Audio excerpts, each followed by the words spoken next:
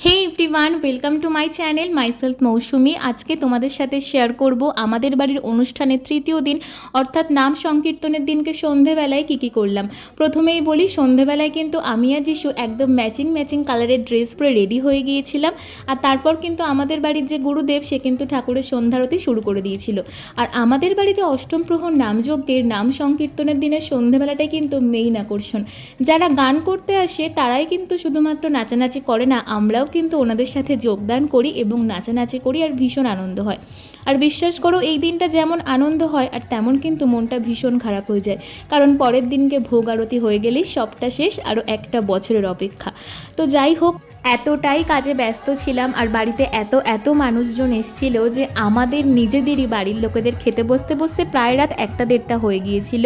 তো সেই জন্য রাত্রিবেলায় কী খেয়েছিলাম সেটা তোমাদের সাথে শেয়ার করতে পারলাম না, তবে কতটা আনন্দ করেছি সেটা তোমাদের সাথে শেয়ার করলাম। আর রাত 12টায় এখানে শুরু হয়ে গিয়েছিল রাসলীলা।